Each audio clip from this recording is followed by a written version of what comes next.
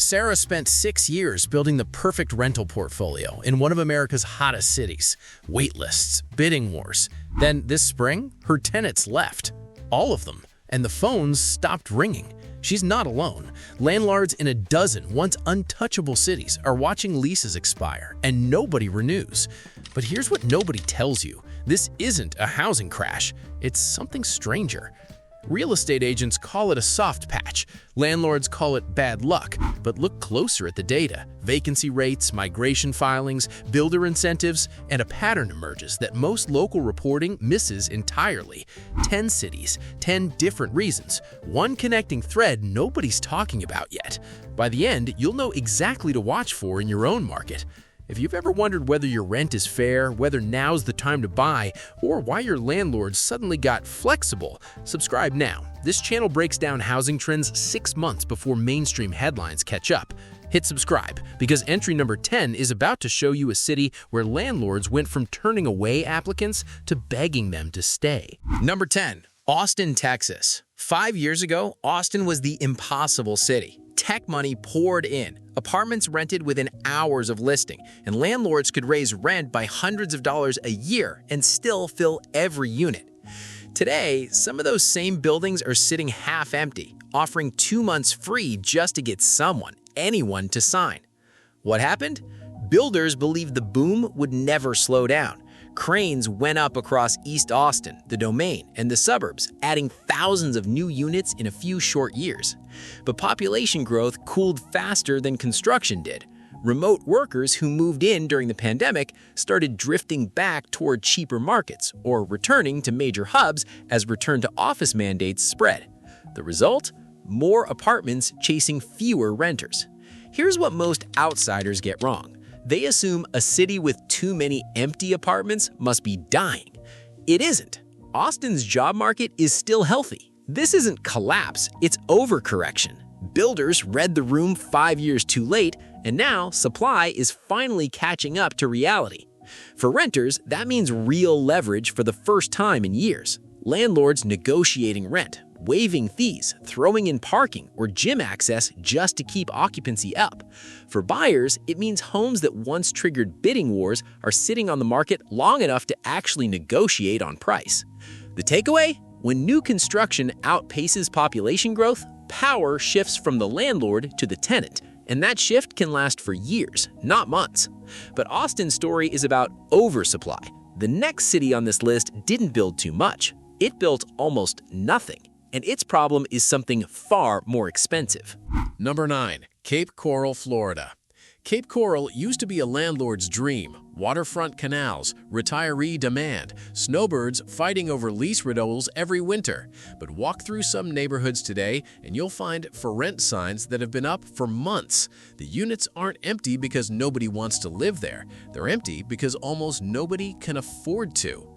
The culprit isn't rent. It's insurance. After a string of major hurricanes, homeowners and landlords' insurance premiums in parts of Florida have more than doubled in just a few years. Some insurers pulled out of the state entirely. Landlords who once budgeted a few $1,000s a year for coverage are now facing bills 5 times that size, and they're passing the cost straight onto tenants. Here's the part most people miss.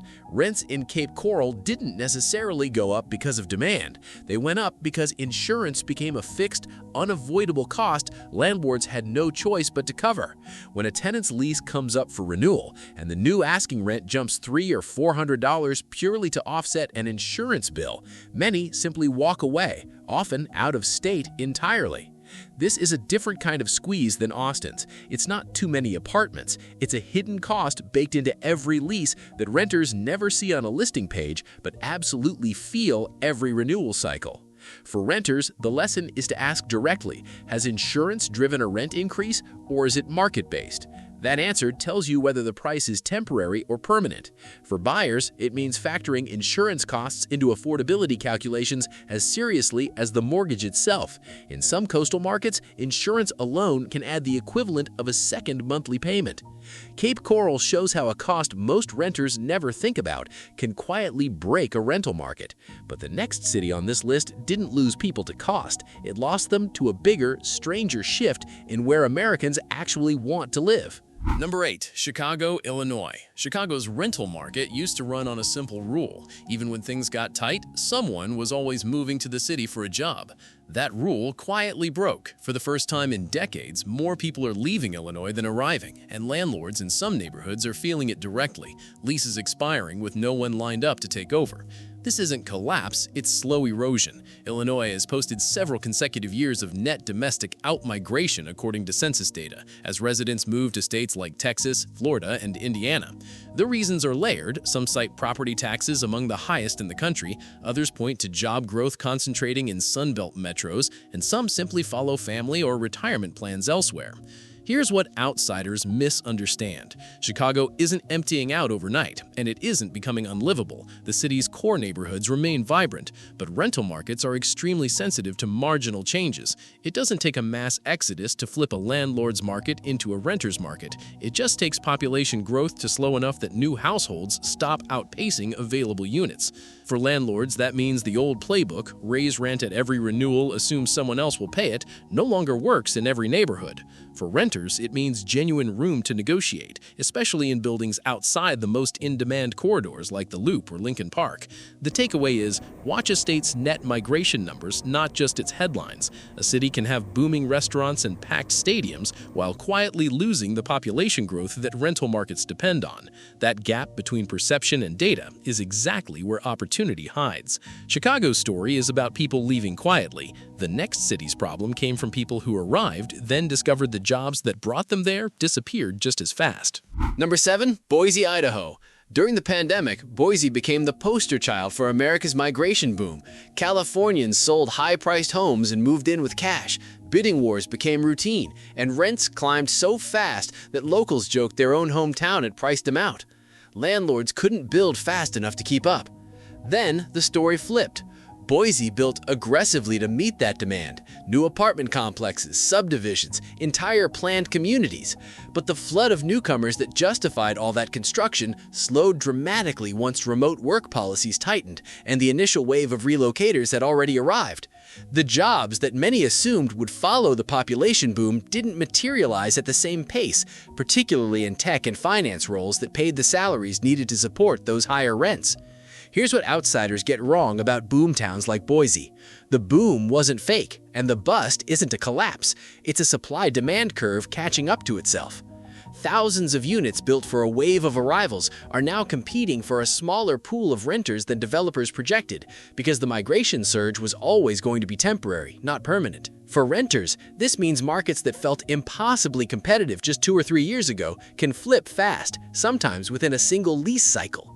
For people considering a move, it's a warning. Chase a city because of lifestyle and job opportunity, not because a wave of headlines told you everyone else was moving there. The takeaway? Any market whose growth is driven primarily by migration rather than local job creation is inherently more fragile. When the migration wave passes, the rents it inflated often deflate right along with it.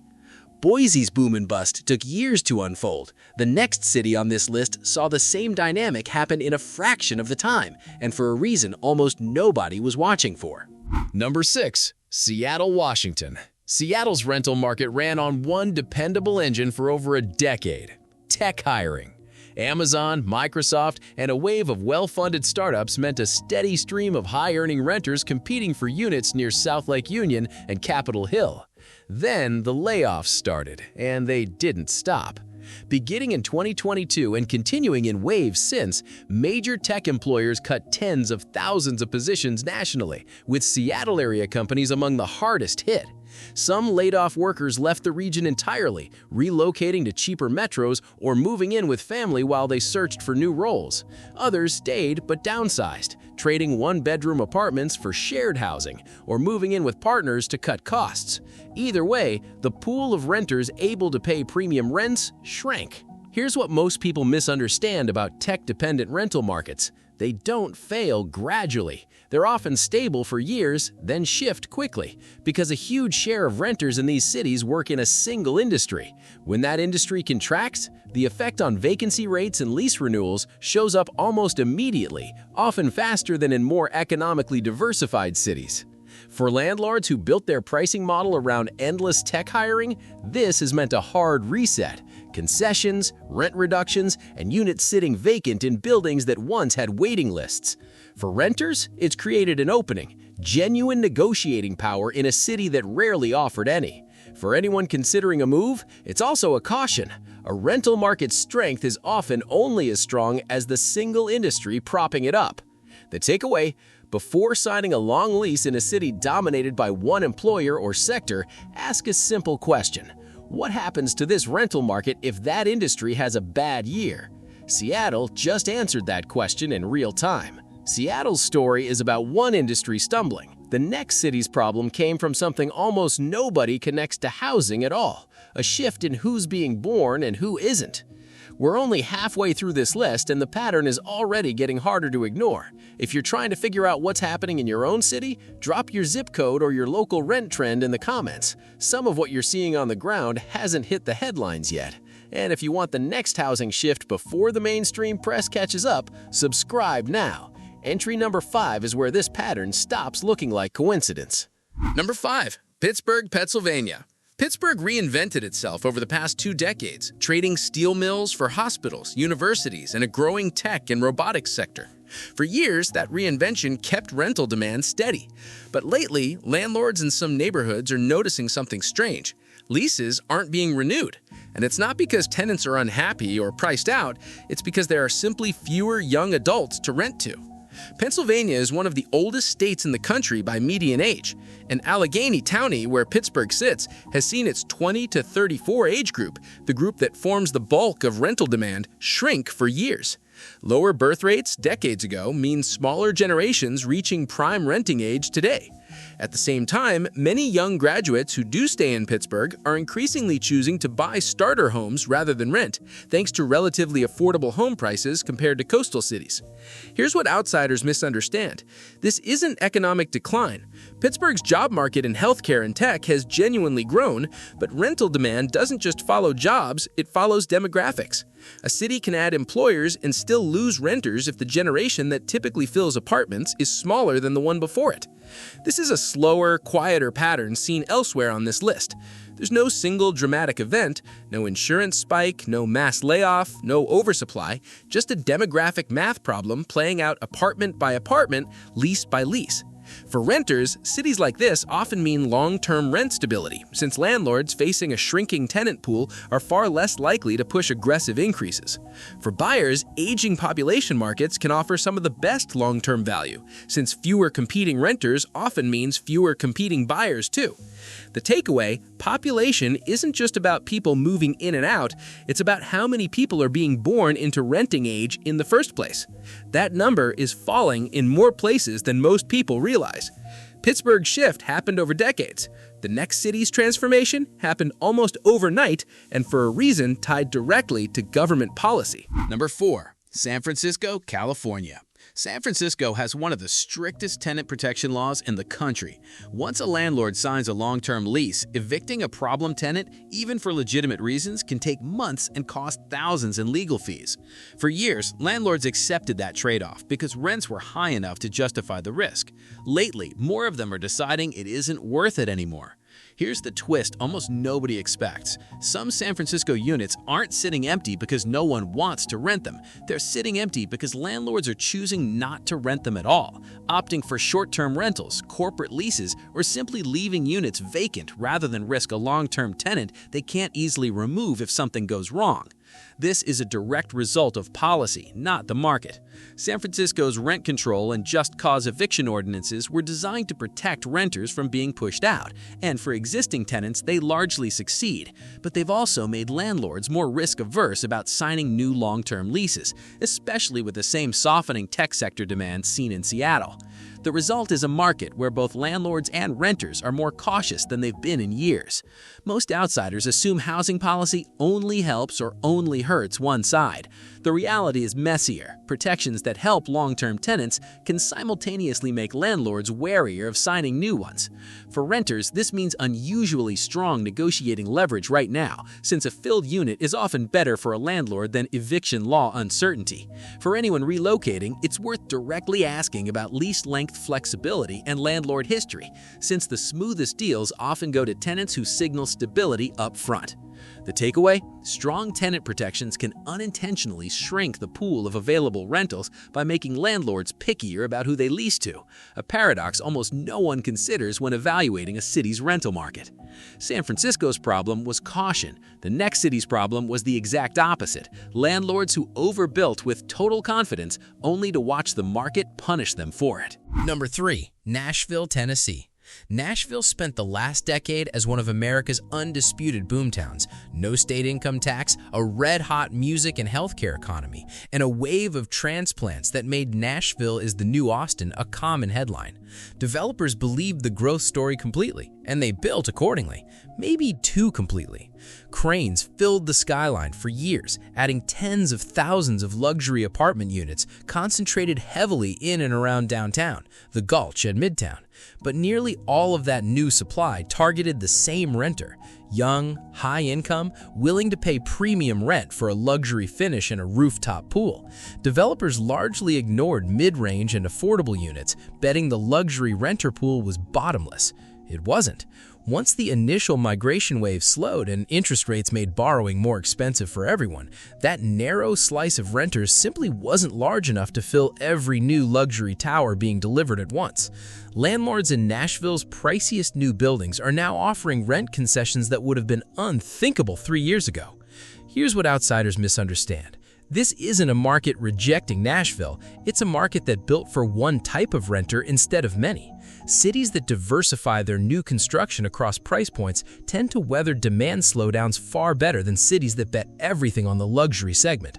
For renters, luxury buildings and oversupplied downtown cores are currently some of the best negotiating opportunities in the country. Free months, waived deposits, upgraded units at old pricing.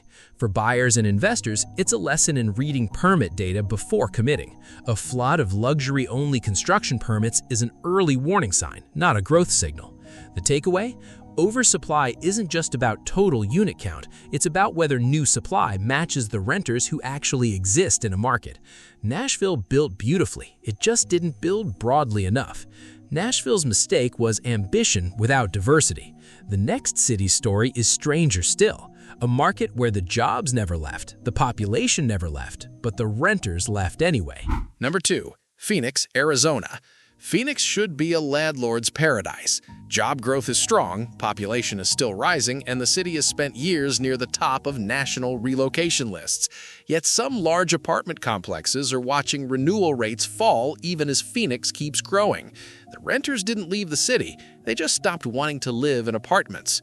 The reason is a shift most people have never heard of: the rapid rise of build-to-rent communities, entire neighborhoods of brand-new single-family homes built specifically for renting, not selling. Institutional investors and home builders discovered that many renters, especially families and remote workers who gained flexibility during the pandemic, wanted a yard, a garage, and more space without the commitment of a mortgage. Phoenix, with its cheap land and rapid construction pace, became a national hub for this model. Here's what outsiders misunderstand. This isn't renters abandoning the rental market, it's renters trading one type of rental for another. Traditional landlords are now competing directly with entire subdivisions built and marketed purely for lease, offering more space at comparable price points, something apartment buildings simply can't replicate. For traditional landlords, this has meant real pressure to renovate, add amenities, or lower rent to compete with a housing product that didn't even exist at scale a few years ago. For renters, it's created an entirely new category of choice: house-like living without buying, often at a price close to a comparable apartment. For anyone relocating or house hunting, Phoenix is a preview of a national trend spreading to other Sunbelt metros. Build-to-rent is projected to keep growing as a share of new construction. Knowing to ask, "Is this a build-to-rent community?" is becoming a genuinely useful question when comparing housing options. The takeaway: sometimes a rental market doesn't shrink, it fragments. Renters aren't disappearing, they're being pulled toward a new kind of product old-style landlords never had to compete with before. Phoenix's shift came from renters gaining a new option. The final city on this list reveals the pattern connecting every single story you've just heard. Number 1. Denver, Colorado. Every city on this list has had its own trigger. Oversupply, insurance costs, migration, layoffs, demographics, policy, luxury imbalance, new housing formats.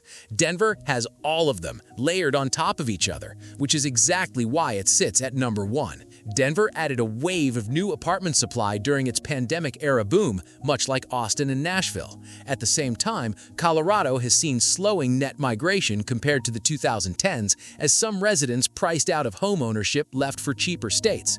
Insurance costs in wildfire-adjacent areas have climbed sharply, echoing Cape Coral. Tech and remote work employers that fueled hiring surges have pulled back, mirroring Seattle, and build-to-rent single-family communities are expanding rapidly across the Denver metro, giving renters the same new option, reshaping Phoenix.